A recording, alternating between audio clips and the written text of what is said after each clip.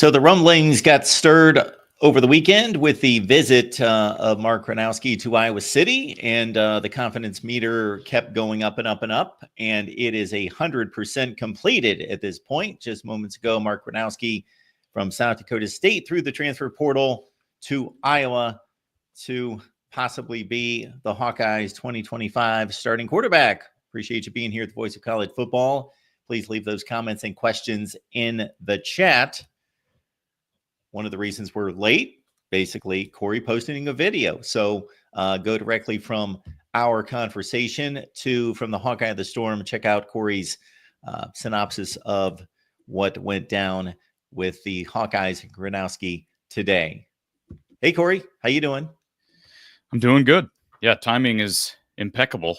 In a sense, it was unfortunate because it kind of gives us with very little time to get things done, but obviously huge for Iowa. I called him the odds-on favorite. I mean, I would be shocked if he's not the starter. You know, I'll be shocked if he's not the starter. He's got 1 year left. He was at one point really thinking strongly about the NFL draft, and he's passing on that. So I know for a fact he's getting a bag. And how big of a bag, who knows? But he probably deserves it. You know. They needed to throw everything they had at him. That's going to limit what they can do probably away from quarterback, but they needed a quarterback and they got one. And I think the room looks a lot better without question after this announcement. Yeah, it is simply the most important position on the field. And Iowa certainly has not been completely confident with, or the fan base confident with, that starting quarterback since probably Nathan Stanley in 2019. So here we are with a first-rate player coming in from the FCS. And when you make this statement about being extremely confident of his starting status this fall, does that come from the standpoint of you just think way too much has been invested, both in regards to money and from the Gronowski side, his eligibility and his path and trying to navigate his path to the NFL? Or is it more about based on what you've watched, based on what you've gathered from other people who have scouted him versus what we see out of Brendan Sullivan, that it's just not going to be much of a battle?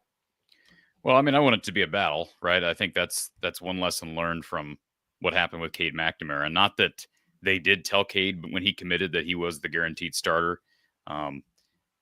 We obviously know Kirk has had a history of, in some regards, at least from our standpoint, the outside looking in, favoring one guy over another.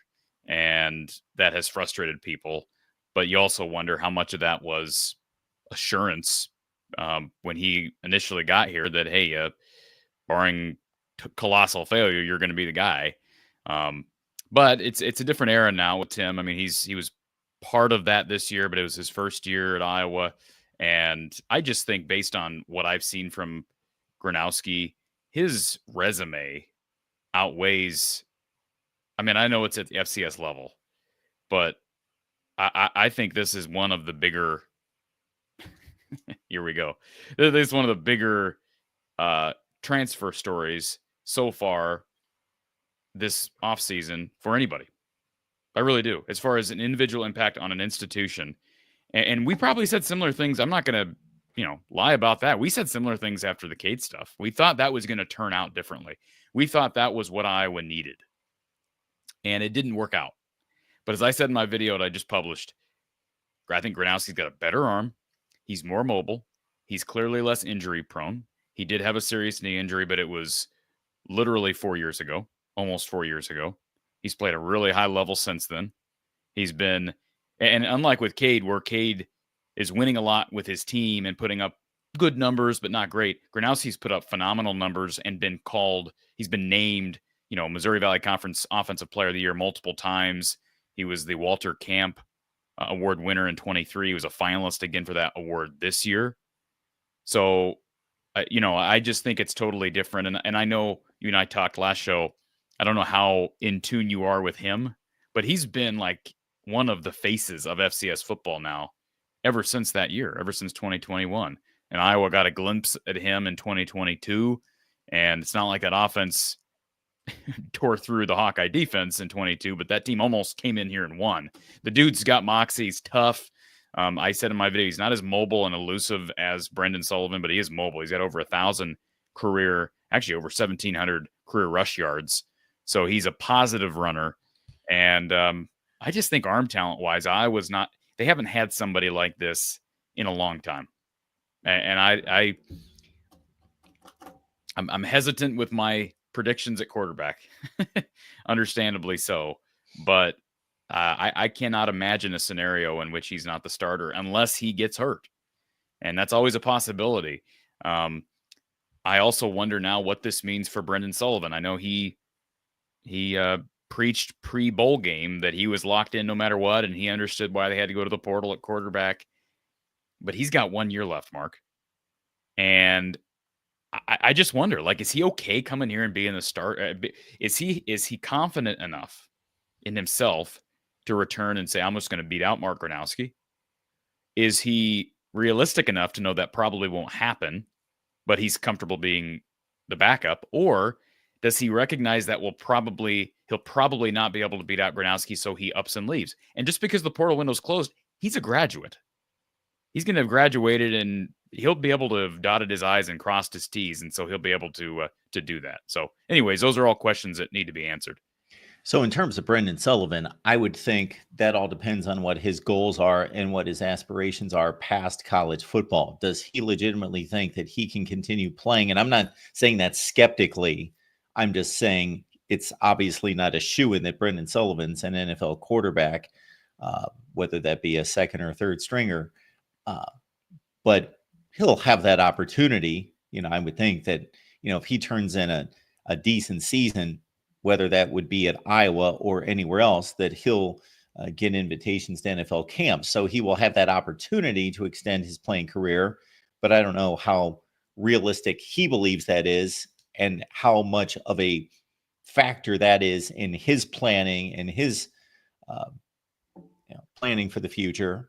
Or he just sees it as, I want to play with the best football team that I can play with, and I believe that's Iowa, so I'm going to stay here. And they're fairly likely, not likely odds, but obviously quarterbacks get hurt, players get hurt playing football, that there's whatever the percentage chance that he's going to get on the field for many meaningful snaps against big teams and get an opportunity, even if he stays. Or, like you just pointed out, maybe he thinks, despite all the writing on the wall, I am going to fight for this job, even though everything's stacked against me. And they obviously believe that this guy's better than me. I'm confident in myself to be able to win this quarterback battle. That's the best case scenario. That's what you want. And Iowa needs to convince Brendan Sullivan. That's not fooling him. That's not lying to him. You have to explain to him that we're going to play the best guy, and you got to stick to that. Because I've not had those types of conversations with players, but when people on the outside have seen certain things like what we saw earlier this year with Cade McNamara and Brendan Sullivan, there's a perception on the outside that, why is Cade still the starter? Game after game, why is he still the starter? Why is Brendan not being given a shot? So the question is, what percentage of players on the inside felt the same way? I'm sure some did. They had well over 100 players on the roster. I'm sure some were like, why is Brendan not being given a shot? In fact, I do know that there are some players that thought Brendan was the better option. So my point is, if that was there then, now you have to make very clear, even though maybe you've been preaching that for a long time, you have to make very clear to everyone that we are going to play the best guy. And then you have to make it abundantly clear that you're sticking to that. And that, to me, that starts in spring. That starts in who's getting the 1 reps in the spring. If you go into the spring and Mark Gronowski is getting 90% of the reps with the 1s, then that gives Brendan Sullivan no sense of confidence that he's anywhere close. Now, if Mark Gronowski takes a massive step, start a spring ball, and he's clearly the better option, fine. But it's going to be hard to know that first week of spring, right? Like, there's nothing, neither one of these guys have earned the job yet, is my point. So Iowa has to make abundantly clear to both guys, best guy wins. And that's only going to make both of them better. And if Brendan came in for red zone play this year with Cade. I don't know that Tim Lester would be opposed to playing both guys. I think it's abundantly clear he's comfortable playing more than one quarterback. Kirk is probably a little bit more adaptable to that than he has been with Tim at the head of the reins, so to speak. So no, this is as big of an ad since Cade McNamara. And I'm just thinking back to when Cade committed, how big it was, how big of a deal it was. It was huge. It didn't work out. It was huge. This is huge. There's no guarantees with this business, and it is a business. There are no guarantees, but it's as big as Cade. It is as big as Cade, and for certain people, the only reason it would not be at this moment as big is because Cade McNamara was playing on a big stage, obviously at Michigan, won a Big Ten championship, played in the playoff, and everybody was watching his career because it was being played in front of 15 or 20 million people in Ohio State games and Big Ten championship games. But from a talent standpoint, as you've just pointed out, and I'm sure you did on your various shows and this particular video that just got released and we talked about over the weekend, Gronowski has a better upside than Cade McNamara. And if he just reasonably fulfills his potential and the expectations, just from a reasonable standpoint, it's a significant upgrade from Cade McNamara. And, if Tim Lester gets to throw the ball as much as I think he would like to, and that's not a crazy number of times, we're talking about raising the statistical profile of an Iowa quarterback from throwing 10 or 12 touchdowns a year to maybe in the low 20s, something like that, and probably having a 3-to-1 touchdown to pick ratio, something in that range, and posting a really strong season. Now, back to your point about him being the biggest pickup in college football, or I know you weren't making a declarative statement, but you were saying he could be. You said one of. Well, I got to say that this is something I've been, obviously I cover it all the time, but specifically we've been doing an update every day. So I've really been looking at the transfer portal. I can't argue with that statement. Even if you said you think he's the biggest, I wouldn't be able to say, no, he's not. Well, there haven't been many. He's one of the biggest. There haven't been as many high profile ones, right? No, the quarterback position's nowhere close to what it was last year. Yeah, there's not a Dylan Gabriel from UCF there's not a Caleb Williams, there's not a Joe Burrow, these guys that are hopping around. That hasn't happened as much. Even the Oregon State kid that went to Clemson. Yeah, it's just I don't know who else out there has more proven. Name one quarterback that's more proven on the field in college than Mark Gronowski. And it's hard to weigh FCS versus FBS. Sure. In totality, no one off the top of my head. Quickly, just to go back to the previous part of the conversation. Yeah, last year's quarterback class in the transfer portal, I thought was remarkable. There were 15 surefire starting quarterbacks for major programs moving to various places. You could argue guys like Miller Moss obviously played at USC. So again, you're weighing more success. Oh, yeah. A lot more. It's not even arguable. Yes. At the FCS level versus playing at USC and playing obviously the opponents that they play. Prabula was a pretty significant one going from Penn State to Mizzou, but the guy never started. Connor Wiegman was a big one that goes to Houston, but he played some, but he was the starting quarterback at Texas A&M 2 half seasons. So a full season, if you put the last 2 years together, that's pretty significant. Murphy is one, right? The Murphy Malik kid. Murphy, Duke. I think he threw 26 touchdown passes this last year. He's really good. Yeah. But yeah, he's in the category. He's on the list. Especially once you put together the back half of the statement was the significance to the program. Yes. As well. Do you mind if I share? Go right to it. I may turn a light on. All right, here. While Mark's doing that, I'll just share real quick. This is just moments ago from Pete Thamel of ESPN, And this is the tweet from Pete. I'll blow this up so people can see a statement from Mark Gronowski to Pete Thamel and ESPN. He says, quote, "It's a great coaching staff," speaking about Iowa, "with Coach Tim Lester being there and being in the NFL last year and bringing an NFL offense to Iowa. It's a great opportunity to develop as a player, learn an NFL offense, and win a lot of games." And Pete did tweet out, according to ESPN's rankings, Mark is the overall number 4 quarterback remaining. I don't know who they have above him in the number 19 overall player. And so the one thing I brought out on my show, and I think I did point it out here a second ago on this, is this hurts them NIL wise. And I don't mean to sound like Debbie Downer. The reality is, though, it's gonna provide a punch to the collective. It's gonna cost some money. And I mean, I don't know what they paid the kid. I don't know. I mean, I heard numbers about Cade McNamara, and I have an idea, but I'm guessing this kid probably demanded a little more. I mean, the market has changed so much since then.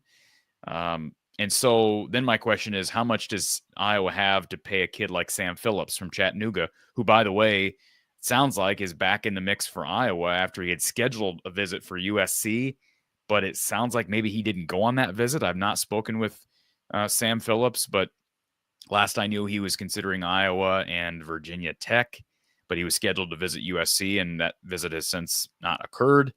And so it sounds like maybe he's back on the table. They did miss out on Cam Thompson from NIU. He committed to Mississippi State yesterday, a talented Husky receiver who Iowa was in on and had scheduled a visit to come to Iowa City. There was chatter about Mark's old teammate, Griffin Wilde, who was an excellent receiver at South Dakota State. He has since committed to Northwestern.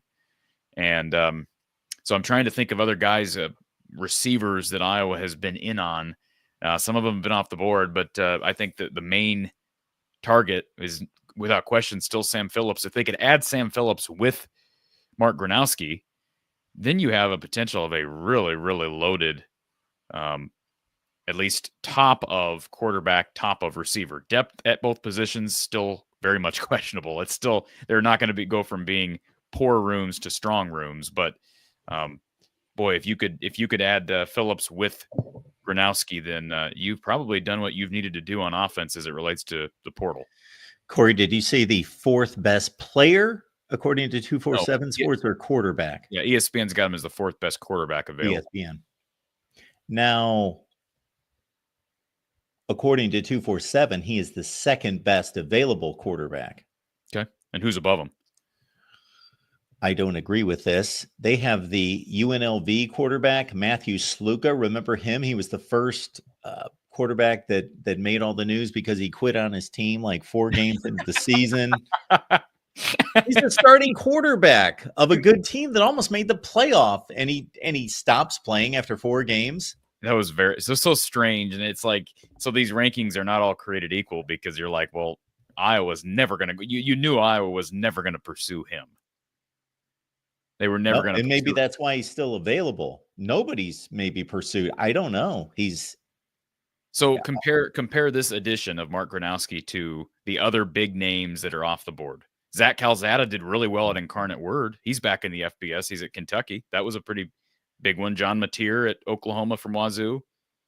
Well, I can count on you to fill me in for in terms of what these guys accomplished at the FCS level, because I watched a lot of Zach Calzada at Texas A&M. He pulled off a monumental win over number 1 Alabama a couple of years ago, 2021, and watched him at Auburn, but I forgot where he went after that. Yeah, John Mateer accounted for 44 touchdowns last year for Washington State.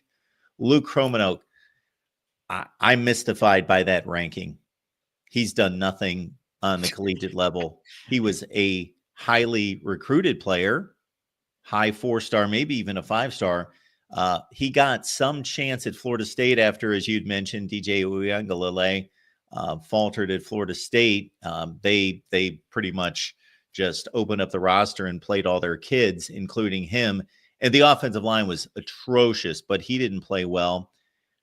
Fernando Mendoza is he's like a baller. He's like a scrapper. He's like a run around and make plays. But based on what I've heard about Gronowski, he doesn't have the arm talent that Gronowski has. Fernando Mendoza. Yeah, Fernando Mendoza is a good ad for Indiana. Now remind me again, Curtis Rourke, is he done?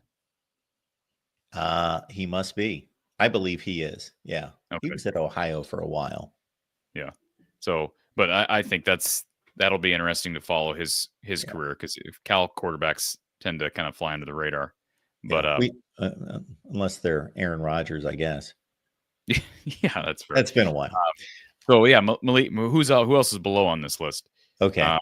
Who's this kid from Oregon? Jaron Sagapulatelli.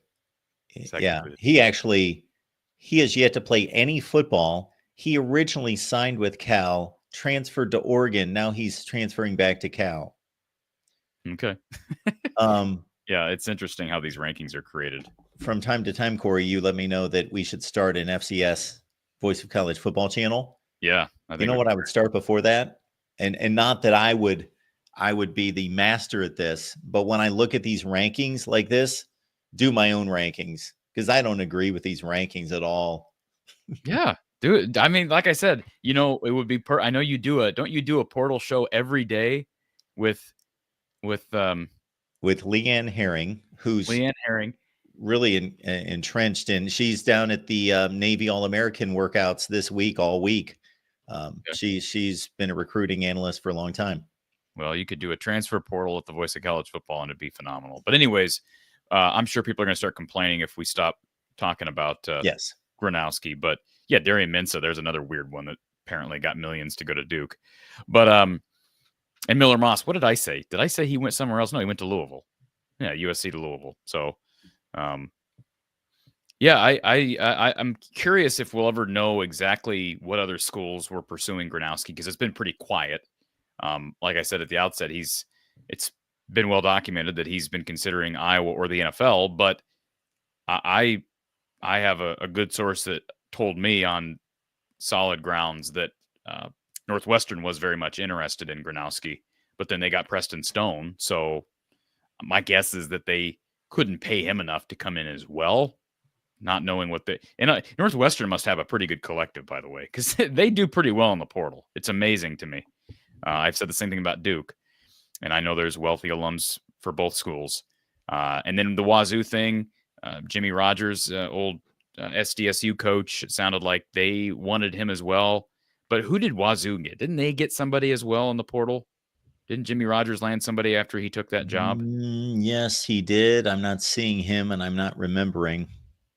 Yeah, I can't remember exactly who it was. If somebody remembers, throw that up in the chat. But that was obviously a potential ad that he could have made, his old quarterback at South Dakota State. But hey, I have a lot of respect for a kid that is, I don't know where he would have been drafted. I keep hearing that he would have declared for the draft had he not gone to Iowa. Where would he have been drafted, Mark? Because I haven't seen him on any mock draft boards. So I'm like, well, as much respect as I have for what he's done at South Dakota State, and as hopeful as I am for him to impact Iowa, and I do think he's a really good fit how he plays. Yeah, I mean, I don't know what he's turning down. If he's getting say he's getting $1 million, and let's just throw that number out for the sake of this conversation. We don't know if that's legit or not. But say Mark Gronowski's getting paid $1 million by the collective to come to Iowa to play. I mean, how can you turn that down? Unless you're being projected as a top 5 to 6 round kid. I mean, how much does a 7th round pick make in year one on average, Mark? Do you have any idea? Well, the minimum is $750 to $780, something like that. Yeah, I just don't know how you turn down basically guaranteed money to stay in college, be lauded, be the promised son again. I mean, think about it. It just doesn't make – look, if it's your dream to play in the league, great. And he could tear his ACL and ruin his career. That's always a possibility. You don't even want to say that, but it's a possibility. It happens. But you can't live on, ifs and buts. I mean, I really do believe that this is probably the best case scenario for both parties. He gets a year to work with Tim Lester, who has more NFL experience than I'm guessing anybody on that South Dakota State had. He's showcasing his talent at a higher level for NFL scouts. And, as much as Cade McNamara flamed out here, this is an opportunity to be a part of a rebuild that will just make him look even better. If their pass offense goes from being, they're still towards the bottom of the FBS, Mark. Like, as much as the offense improved this year, most of that was because of the run game. Now they lose Caleb Johnson. There's probably going to be a little more onus on the passing game next year. And fair enough. So if he can be a part of that rebuild and make it viable for the first time in how many years, that's going to make him look really good, regardless of stats. I don't want to minimize the risk, the injury risk, because it is there. It's a violent sport. Can either one of us think of any players who have been injured in their last season of college football that it greatly impacted their NFL career? Not really. No. The worst example that just made all sorts of news and people talked about it forever was the Notre Dame linebacker. I can't think of his name. He was a great linebacker. This was 2015. He got hurt against Ohio State, blew out his knee against Ohio State in the Fiesta Bowl, was still selected by the Dallas, but he was like a surefire top 15 pick. Then he went like third round and they waited for him. He missed the full season, but then he turned out to be a really good player. I can't think of who that is, but I can't, for as many injuries as there are in football, I cannot think of an example of a player who was seriously injured his last season in college and then was not able to play in the NFL because of it. Jalen Smith is the guy you're thinking of. Jalen Smith. People yes. in the chat. Yeah, and I guess the closest comp I can think of from an Iowa standpoint would be Drew Ott. And that was unfortunate because he most certainly deserved another year at Iowa. And it just screwed. I mean, the NFL just totally put him over a barrel. This is one of the more tragic stories. And it sounds like he's living a very happy life with a former Iowa women's basketball player on a farm in either Western Iowa or in Eastern Nebraska. And very happy. Great. But I mean, he should have had a shot at the NFL and had another year in college to rehab and get back. Because remember, he was a torment early in that 2015 season. Mm-hmm. And I thought he screamed NFL. But no, I would say he's the closest comp. Cooper DeJean had a late injury that hurt him, I think, his draft stock. But boy, he's figured out a way to make a huge impact his rookie year for the Eagles. Well done, Rock 82. Jake Butt, Michigan tight end, who's now working for the Big Ten Network as an analyst. How high would he have been drafted? Great player at Michigan. But I'm trying to think when he got hurt in the Orange Bowl against Florida State, I believe. I don't know for sure. It would have been rather high. He was one of the best tight ends in college football. But that the example almost proves my point. We thought of one guy. Can I over just 20 years? Can I respond to Mr. Husker over here in the chat? He's been here for a long time, but he's making fun of Iowa, basically needing money to go buy an FCS quarterback. Do people know where Cam Ward came from? I'm not saying that Mark Gronowski is the second coming of Cam Ward, but Cam Ward was a Heisman finalist this year. He played at Incarnate Word. So let's not act like, and you brought up the Minnesota guy who had a really, really solid year for him.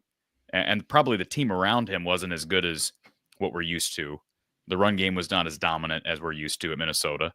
Probably didn't have as much talent on the outside, weapons to work with. But he was a great kid. New Hampshire. And that's not even a great FCS program.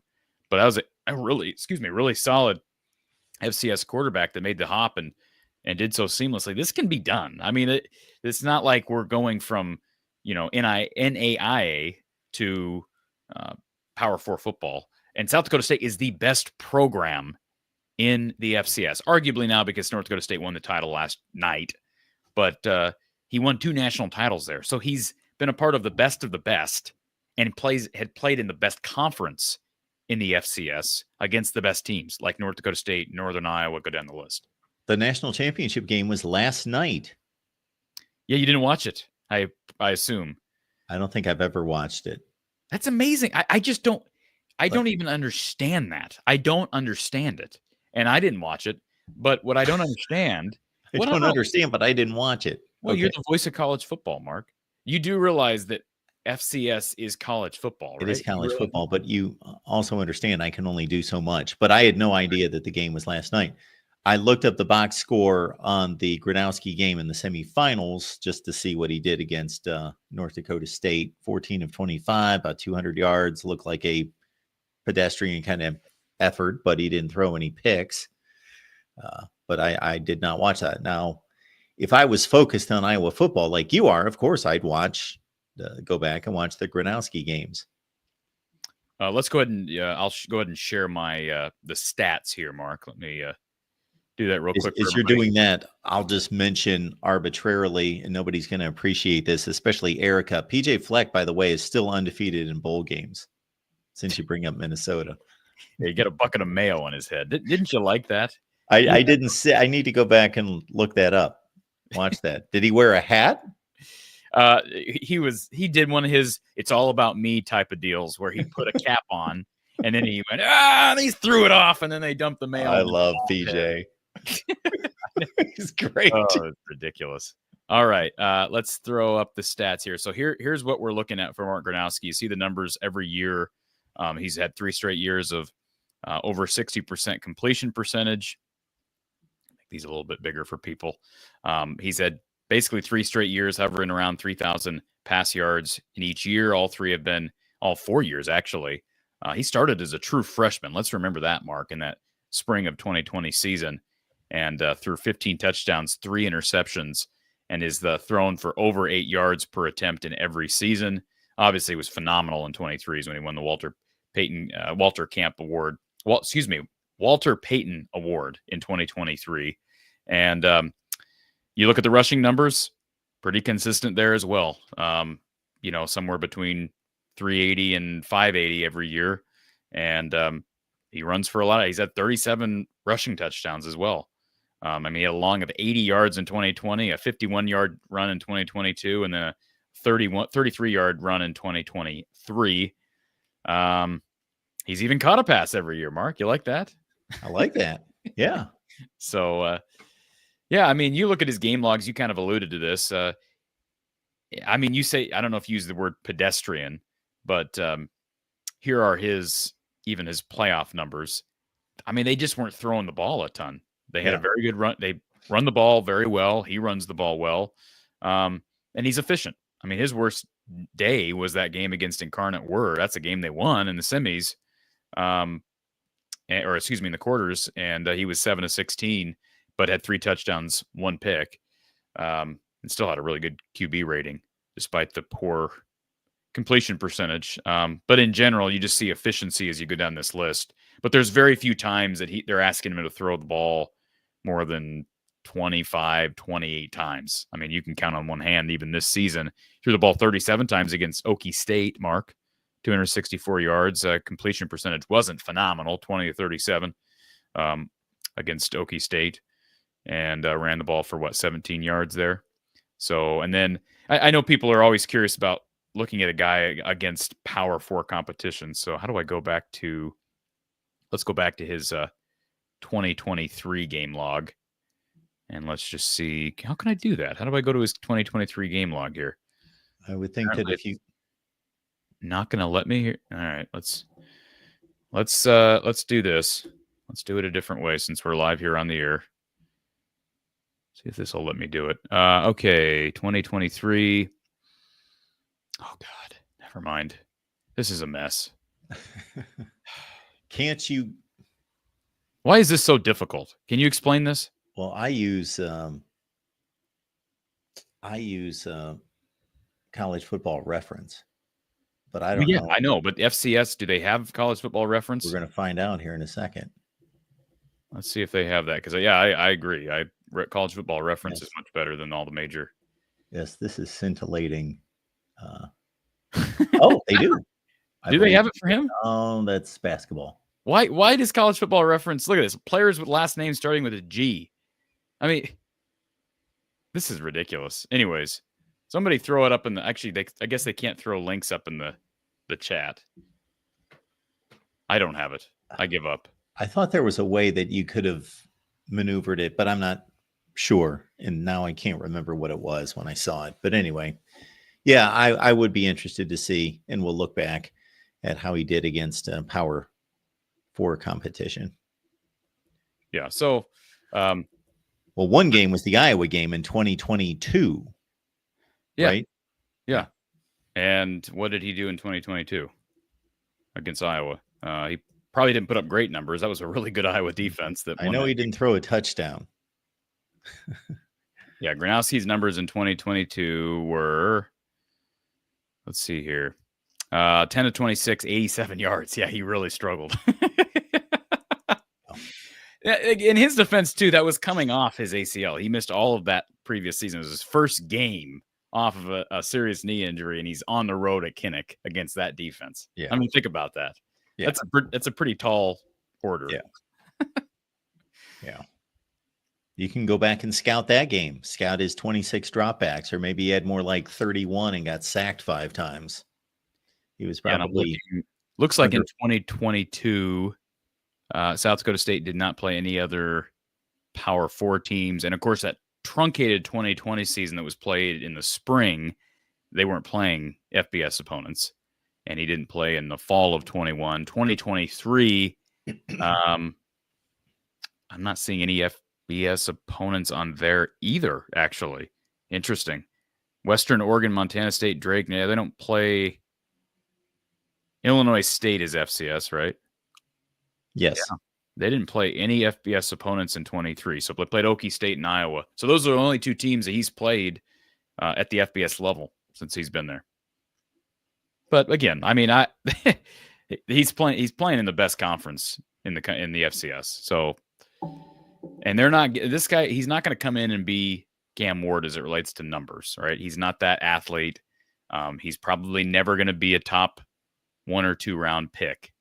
But nobody's ever claimed that that's what Iowa needs. They need a guy who can come in and control what we thought Cade McNamara was going to be with better mobility.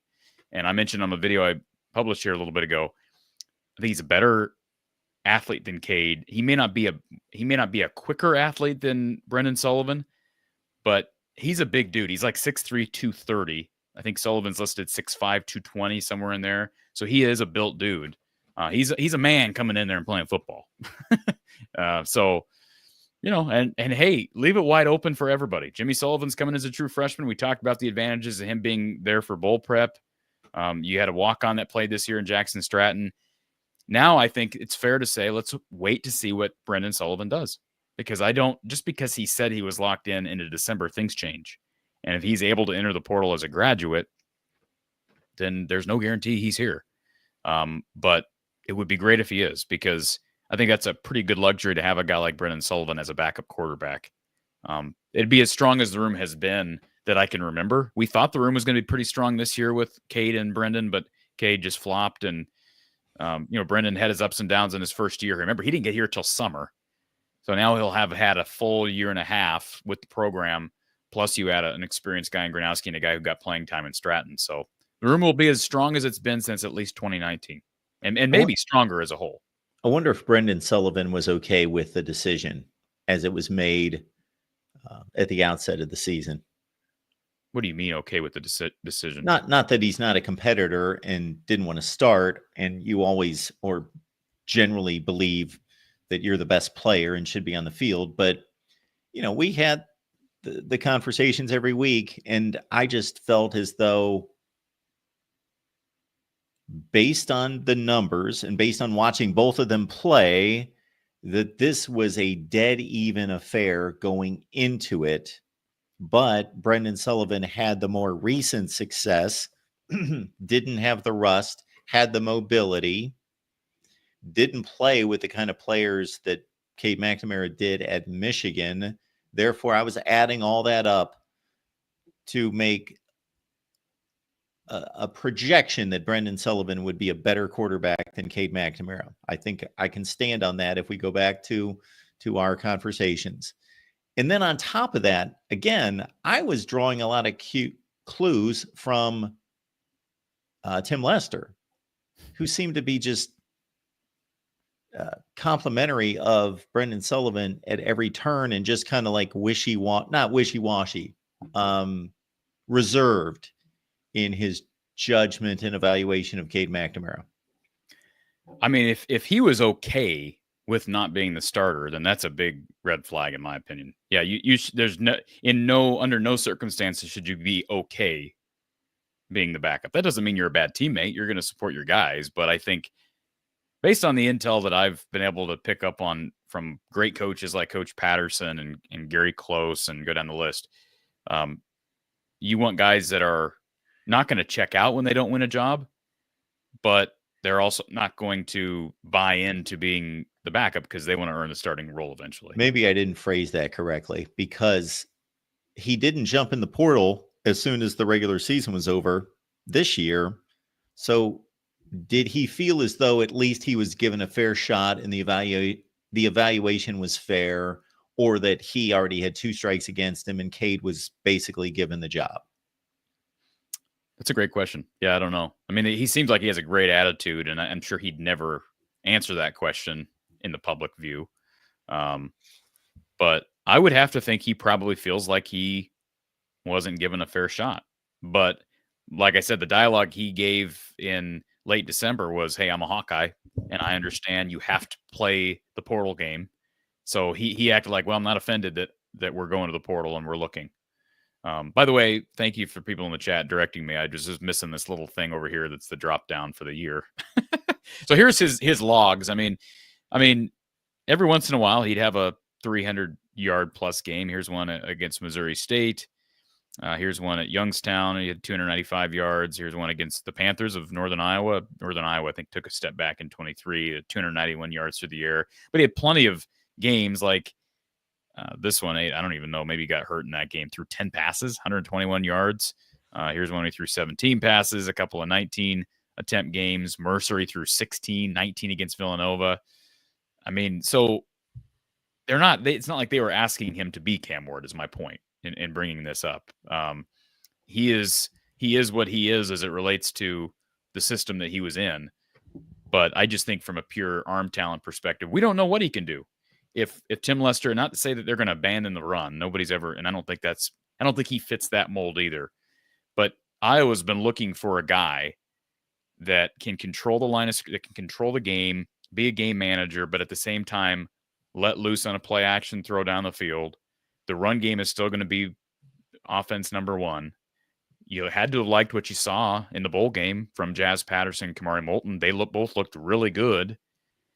But, I mean, you potentially have a perfect guy for the system. Somebody who's more mobile than, I guess, a Cade or Nate Stanley, but also has the arm talent that's probably better than both of those guys. We appreciate the numbers you've delivered for us here on the Iowa Show. Recent months have done well, so thank you so much for that. We got about 260 on the line, and so we would ask that you would hit the like button and that you would also subscribe here at the Voice of College Football. So the like button is not to stroke my ego. It's to basically tell YouTube that you enjoy the video, you enjoy the conversation here, the live stream, and then what they do is they don't just take the number of views and look at that, but they look at the engagement, how many comments you guys are making, hitting the like button, doing all those things to engage with the video or the live stream. And then if it hits a certain algorithm, meaning you engage with the video or the live stream, they then push it out into traffic and make it available to other people who are not aware of our show here. So it gets the opportunity to really ramp up from there. Let me just share one more thing before we Sure. leave, Mark, because this just broke here as we were on the air. It seems like everything has to break while we're on the air. Let me pull it up here. So people are familiar with Pete Nakos, right? Of On3, recruiting expert for On3. Let me pull this up so everybody can see this. And this is pretty good news, albeit still not official. Let's see here. See how slow I can work and drive people nuts. All right. According to Pete Nakos, a prediction has been made for Iowa to land Chattanooga transfer Sam Phillips. So this just in here a little bit ago while we were on the air. Now you look down here. This is Pete Nakos' confidence level, 55%. That doesn't, again, I have a lot of respect for the work Pete Nakos does. However, this is nothing official. But the fact that, like I say, apparently he didn't go to USC. And I believe at one point there were some national pundits saying they expected him to end up at Virginia Tech. And now a prediction that Iowa lands Chattanooga receiver Sam Phillips, who, by the way, if people are not familiar with Sam Phillips, part of the reason he intrigues me is because of his size. And it's not for the reason you think. Look at this kid's size. 5'9", 185. Mm. Remember we talked about, I think, Iowa putting too much stock on a guy's height and size. Under Brian Ferentz, they went after big receivers that I don't know if they just thought that we need guys that can catch the ball in the red zone. They can get, speed maybe not as important of an attribute under Brian as it is under Tim Lester. And Tim has worked with some really smaller receivers and has had a lot of success with those guys. And Sam Phillips, he put up numbers at Chattanooga. So, you look at his numbers here this year. Let's see, 2024. I don't have his numbers as a Chattanooga website, but you see the previous 2 seasons, he combined those 2 seasons for about 1,300 yards and 6 touchdowns. And then in 2024, pull up his 2024 stats, 803 yards and 3 touchdowns. So he's a 2,000+ yard receiver, Mark. And so that'd be huge if they can somehow get him. And it sounds like maybe there's some momentum there. That's what we've been hearing the last couple of days. And it sounds like Pete Nakos is hearing the same thing. With 55% confidence. With 55% confidence. So we'll wait for the official announcement. I waited until Gronowski officially announced here this afternoon because Matt Zenitz, who is another well-known 247 national guy, he had tweeted out here about 2 hours ago that he expected Gronowski to commit. But until it's official, things happen so fast and turn so quickly in this sport, especially with recruiting. Absolutely. I would hate to be one of those guys with that type of timeline, that type of deadline, the pressure of turning around the story as quickly as possible or finding out, being the Adam Schefter type, the insider guy. I think it's got to be incredibly stressful. Yeah. You heard Wojnarowski, the NBA guy for ESPN. I don't know if you know anything about him. Sure. But, he took the St. Bonaventure general manager job last offseason. And he cited something about, I think he said something about stress, family. And I'm like, man, I don't envy that at all. People have asked me, oh, you want to do this, you want to do that. And, I know they mean well. It's a compliment. People ask you if you're trying to climb the ladder. I'm not trying to climb any ladder. You're on your own ladder. Yeah. I don't have any interest in going down that path. So I have respect for people like Pete Nakos. He's a young guy. I think he's my age. He's 28 years old. Saw that on some board the other day. Okay. But he does a lot of hard work. And but yeah, it's got to be stressful. And I've given guys like our guy Elliot Clough his flowers because I'm like, man, I would not want. I got a lot of respect for him, but I would not want to do what he has to do and trying to slide into these kids' DMs and trying to get parents to respond and logging predictions and then getting raked over the coals when you're wrong and trying to compete against the other social media, against the other message boards. And not only that, you're having to deal with trolls and what we deal with here. It's just, it's a lot. You're out to dinner on a Saturday night, but some commit decides to, so no, thank you. It was about the 4th time that you said the name Sam Phillips that it reminded me, okay, why is that name resonating so heavily? Sam Phillips is the guy who discovered Elvis Presley, Sun Records. Hey, did you like you didn't really react much to my picture I sent you from Broadway the other day. Well, I did. Yes. I said, thank you. That's impressive or something. It wasn't the Johnny Cash Museum or was it the Johnny Cash Museum? What was it? I don't know exactly what that place was. I believe it was on the outside of, boy, now I don't remember. We went into all the different gift shops and restaurants there on Broadway. It's a pretty cool area. You would like it because obviously you have a love for. I mean, I know you're more of an Elvis guy, but you have a lot of respect for Johnny Sure. Cash. And Absolutely. so love Johnny Cash. Erica says here, the super chat. Thank you for that, Erica. Mark, are you actually going to watch Iowa games this year now? Wow. I watched the Iowa State game. I watched the Nebraska game, the Ohio State game, surprisingly. You watched the Music City Bowl? No, I did not. I need to catch up to it. I watched like the last 7 or 8 minutes. Part of the Music City Bowl. Well, that's why I'm here, Mark, right? For the record, I was at the Music City Bowl. I was there in person. So if anybody's doubting the integrity of this show. I tried to catch up a little bit on the Michigan State game, but I didn't really watch that. I'm trying to think who else they played. I watched the Washington game. I remember watching the UCLA game because I watched the UCLA game. Yeah. I get 7 or 8 games in a year. Yeah. You did not watch the, is it Illinois State or Western Illinois or whoever they played? Yeah. It wasn't Western Illinois. That was Indiana played Western Illinois. Yeah. No, don't watch the Nevada games or the Central Michigan games. I don't watch those. Do you watch all of Ohio State's games against the mighty MAC? I used to up until about 3 years ago.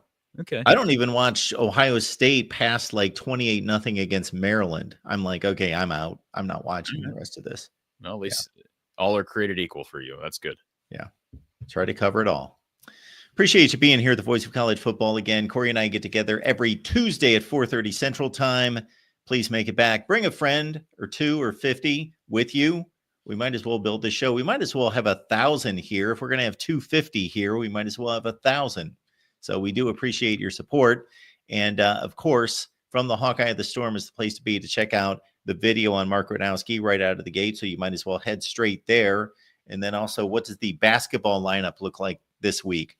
No live post game tonight. I'll be posting a video in reaction to Iowa, Nebraska. Big game tonight. The men got throttled at Wisconsin last week. It was ugly and embarrassing, as Coach Close said after the game. So they need a bounce back win, and the Huskers are hot. Hoiberg just led that team to a win over the ranked Bruins of UCLA, and so they're coming to town, coming to Iowa City to take on the Hawks. So Iowa needs a bounce back win. 7 p.m. tonight on Peacock. We'll have a recorded post game reaction video for that show, for that game, and then the women play Thursday. They play Illinois at Illinois, another big game because the women lost. Down 25 the other day against Maryland, came all the way back, got it within 5, but couldn't complete the comeback. Too many turnovers, just sloppy, and they still got things to clean up. But yeah, we got a full week, and then there will be a live show, Hawkeye Hangout at some point. We'll integrate this. So the Mark Gronowski news is noteworthy. I don't know when we'll do this yet. I got to talk with Coach Patterson, but I was already planning a live show in celebration of hitting 10,000 subscribers from the Hawkeye of the Storm. So we'll have our 10K live show, and we'll talk Gronowski, and we'll talk. I know Don Patterson has analytics for the playoffs, or at least for the national championship if we don't get it in time before the playoffs, the semifinals. And so people can stay tuned, turn notifications on, and continue to spread the word of what we're doing over there from the Hawkeye of the Storm. Absolutely. Thanks for being here, everyone. And again, from the Hawkeye of the Storm every day, next Tuesday right here at the Voice of College Football.